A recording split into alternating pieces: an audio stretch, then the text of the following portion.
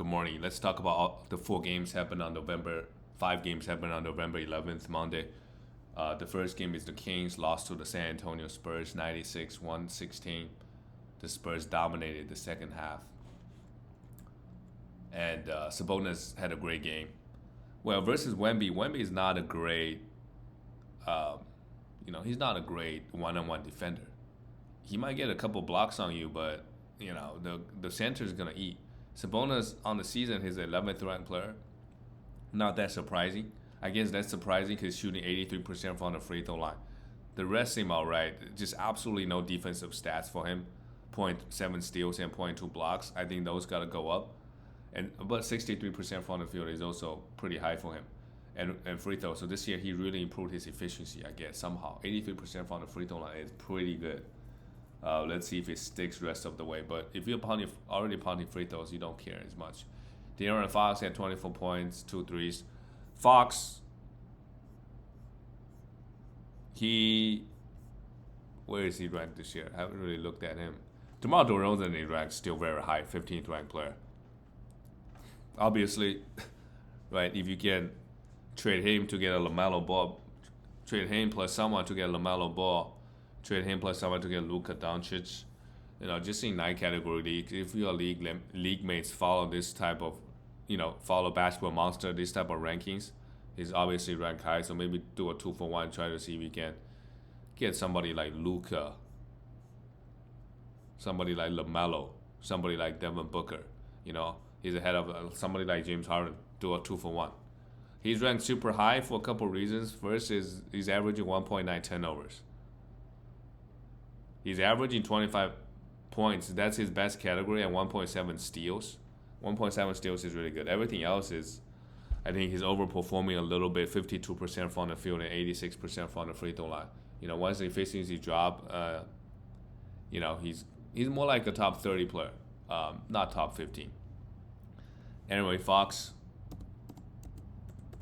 ranking is not good. 45th is still good. I take that back. He's shooting 87% from the free throw line. What? These Kings players really improved their free throws over the summer. But for De'Aaron, what really stands out is 4.7 assists. That is no good. It's very low because DeRozan got here. He's actually, DeRozan is putting on much better numbers than him actually. He's averaging 3.5 turnovers as well. Kevin Huerter still get the start. She'll kind of share the minutes with Keon Ellis. I mean, the rest of the guys, they don't really do much. From the Kings, Keegan Murray he only had 28 minutes here, which is interesting. For the Spurs, how about Victor Wembanyama? After this game, he's already the second-ranked player in category leagues. Still just averaging 19.7 points. I understand the concern. Rebound is still good. 10 rebounds, 1.4 steals is good. 3.9 blocks. For him, he's still just shooting 44% from the field, 92% from the line. That is amazing. 2.4 threes is okay, but I think once he's get more comfortable, he's gonna score more points. And if you play more bad teams, he's gonna put up lines like this. Hit 6 threes, 12 3 attempts, 14.6 assists, a steal, and 3 blocks. Yeah, just amazing game all around. Stephon Castle, interesting. Played 31 minutes. He's getting the minutes right now. So, this game, for whatever reason, all these guys getting 30 minutes. So I think it's perfectly fine to, if he's on the waiver wire, for sure pick him up. But he may not have this level of minutes rest of the week. But we'll see. But for now, we should pick him up. Chris Paul also played 30 minutes, 11 assists, 2 steals. Chris Paul is a big sell high, in my opinion. I just don't know if they're gonna give him the minutes. Right, veteran players on a bad team, always, if they play well throughout the season, just try to sell them. Right, Chris Paul. I know. I keep saying sell high. He is 66th ranked player, to be honest. So he's actually not that good. I thought he's more like a top 35, top 40 type of thing, because he's averaging a lot of assists, 8.4 assists, and averaging 2 threes. That's pretty good. 1.2 steals. Yeah, but don't trade him for a top 60, 70 player. But if his rankings ever improve to like top 20, 30, 40, right, that's when you can maybe do a 2-for-1 to get a even better player. The rest of the Spurs guys, they're not really fantasy relevant. Moving on to the next game, the LA Clippers. They lost to Oklahoma City Thunder, 128-134. Shai just went off versus the team that drafted him. Norman Powell continues to be amazing.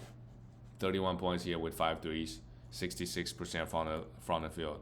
I mean, he can really score, Norman Powell.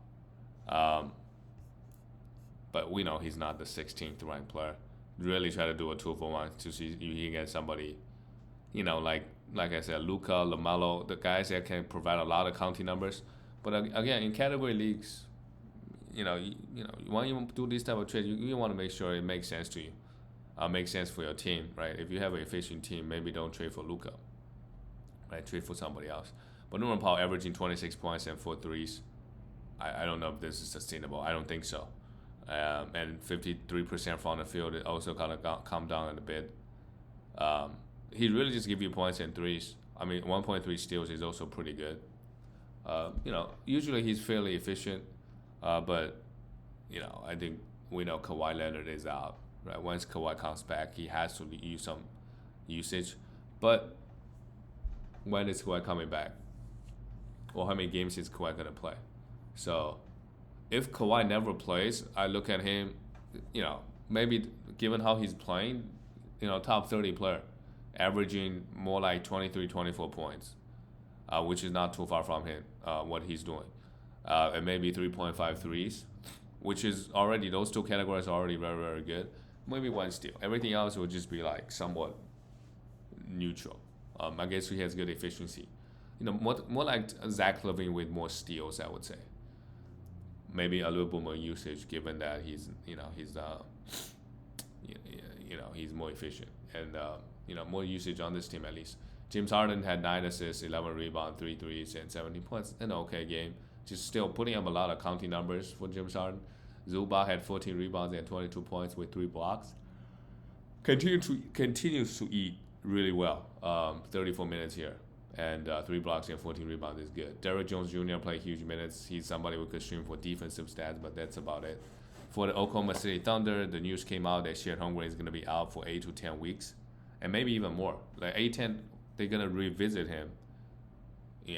Reevaluate him in 8 to 10 weeks. So he could be out for a long, long time. Maybe half the season even. Who knows? This is obviously, if you have Shed Holmgren, this is not very good. This is not a good sign. Not at all.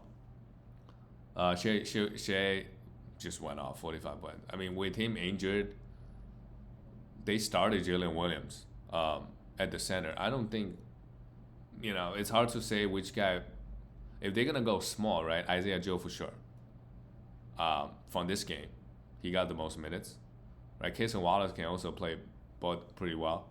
Aaron Wiggins also could be a streamer, but Isaiah Joe, I think, is number 1 priority. And maybe now Lou Dort also gets a few extra minutes. Isaiah Joe is a guy that I would look to stream. And we'll just pick up just to see how things go. Shai, we already talked about him. He went off, and so is Jalen Williams, 28 points. Jalen Williams is really good. He's putting it together. He's the 17th ranked. Yeah, I think on a per game basis, he's top 20, top 25. Would not be surprised. Ranking-wise, he's going to be really good because it doesn't hurt you anywhere. A lot of defense and low turnovers. Move on to the next team, the Brooklyn Nets. Beat the New Orleans Pelicans 107-105. Well, Pelicans got everybody out, so Nets took advantage of that. Cam Thomas had 17 points and 4 threes. Such a Cam Thomas game. Claxton, this is really positive. He's starting. Ben Simmons is coming off the bench. Claxton is getting 32 minutes. Ben Simmons got 22. That means for a little while, they played together. I think the coaching staff thinks it's a horrible idea to play both Simmons and Claxton together. So in the beginning, they would give Ben Simmons a little bit more minutes, give Claxton a few minutes, make him come off the bench. But now Claxton is starting. So amazing. 9 rebounds, 2 blocks. Great. Kevin Johnson hit 3 threes, 15 points, does what he does. hit some threes and provide some efficiency and rebounds. Then a shooter, yeah. Ben Simmons, big game too. 12 assists, two steals, and five rebounds. Look, if you're punting points, if you're punting threes, right? Ben Simmons is great, especially if you're pounding points and threes. Otherwise, I just don't know. Well, he give you a lot of assists. That's really valuable, sure. But yeah, at the end of the day, you got to think about if he fits you, he fits your team. He provides some defensive stats as well. For the New Orleans Pelicans, the whole team is out, and Jose Alvarado also got hurt. So Javonte Green might be the next one up. My God, they have a lot of injuries. Brandon Boston Jr., what a game from him. Only 7 points, didn't shoot the ball well, but 7 rebounds, 10 assists, and 3 steals. Yeah, he has to be rostered at the moment. I'm sure when all the guys come back, he's gonna, be droppable. But yeah, Trey Murphy came back. He's a must roster. 2 threes, 2 blocks. So if he's out there on the waiver wire, yeah, go grab him. Once everybody comes back, he's gonna hit you a lot of threes and get you defensive numbers, which is good enough. But for now, in the short term, he's even gonna get more minutes. Missy, yeah, 29 minutes, 11 rebounds, and a block, still in a block. Yes, he's also a must roster, must stream. And Brandon Ingram is really the only guy healthy. Also, Zion, the news came out, Zion Williamson is gonna be out for a while. My God, everybody's out. 24 points, 9 assists, 5 rebounds, and a steal for Brandon Ingram. Interestingly, he took 9 threes. He doesn't take that many threes usually. Move on to the next game. The Washington Wizards got destroyed by the Rockets, 92-107. Kyle Kuzma came back, played just 24 minutes, took 18 shots. Typical of him, 18 points. He just give you points, threes, and rebounds. Below, the minutes is still great, 35 minutes. Still in a block, 11 points. Not the best game from him. Nobody really on the Wizards played well. Alex Sarr goes 2 for 9 from the field, 1 for 4 from the free throw line. Yeah, he's not somebody you should drop in category leagues. He still added 2 blocks. It's just because the blocks, really. At the end of the day, it's really the blocks. He's pretty horrible efficiency-wise. Maybe grab you some rebound, right? Yeah. Jordan Poole, 8 turnovers. My God. 4 steals is really great. Honestly, 6 assists, 5 rebounds, and a steal. You can't really complain too much about Jordan Poole here. And Carrington, a big defensive night too. Played 31 minutes, 10 points, 6 assists, 4 steals, and 2 blocks. Yeah, I mean, the Rockets give away a lot of defensive stats, but they also got a lot of defensive stats on their own. Taro Eason at this point needs to be picked up 100%. 26 minutes off the bench, 3 steals, and 2 blocks. Absolutely crazy. Amen Thompson with Fred VanVleet out. Also, absolutely went off with 4 steals and 4 blocks, 8 rebounds. If Fred VanVleet is out, we have to stream Amen Thompson for defense and rebounds. He's too good. Jalen Green, 18 points, 2 steals, an okay game, and Emperor Shangun is the one that he kind of really cooked Alex Sarr. 27 points, 17 rebounds, and 3 blocks. 12 for 19 from the field, really, really cooked. Jabari Smith, 11 points and 9 rebounds. He really just give you threes and rebounds at this point. Doesn't really offer you anything else. He gets a lot of minutes, but we have to think about, is he... he's still a must roster in my opinion, but this just doesn't...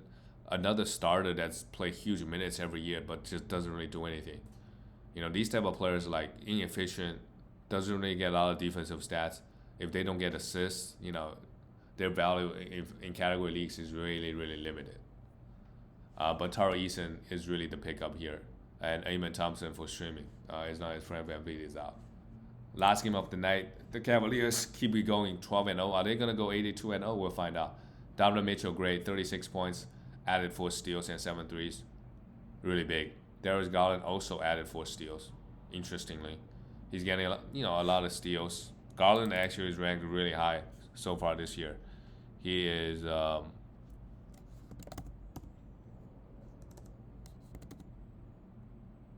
21st ranked player, averaging 1.4 steals after this game. But the biggest surprise is he's shooting 52% from the field. That's the surprise. Jared Allen had 1 block, not much else. Pretty bad game from him, and Mobley had 0 blocks. I guess Chicago just the no blocks opportunities. I feel like you got guys like Kobe White who went off here. 20 points, 5 3, 6 assists. Oh my God, what a line from Kobe White. Yeah, every once in a while, Kobe White is going to go off, have 4 steals and a block. Amazing line from him. Zach LaVine also had a decent game with 26 points, but just lack of defensive stats is really killing his value. Patrick Williams, meanwhile, is playing fairly well. You could roster him, stream him, or whatever. 3 threes, a steal and a block, 10 rebounds. The minutes is super high, so we should pick him up and see what happens from here. Josh Giddey got his 31 minutes, 8 rebounds, 7 assists, a steal and a block. Yeah, the whole Bulls team played well. And Vucevic continued to shoot 60% from the field. 8 rebounds, 3 assists, a steal and a block. I don't know. I feel like he's the top 12 ranked player, like inside that first round. If you can get a top 20, top 30, top 35, right? I'm just looking at the names here. Like Donovan Mitchell, yeah, I would trade him. Anthony Edwards, Devin Booker, right? I would trade all these guys for Vucevic. Like I would trade away. Even Şengün ranked 41st.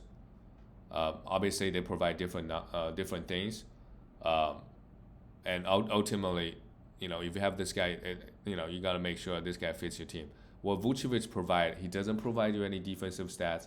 He provides you rebound, and as a big man, he's a pretty good free throw shooter, right? So maybe if you have a guard heavy team, you like to have some rebounds. If all your guards get a lot of rebounds, he's perfect for your team. But yeah, he shouldn't be shooting this well. It's gonna come down at some point. And that's it, guys. I'll see you tomorrow.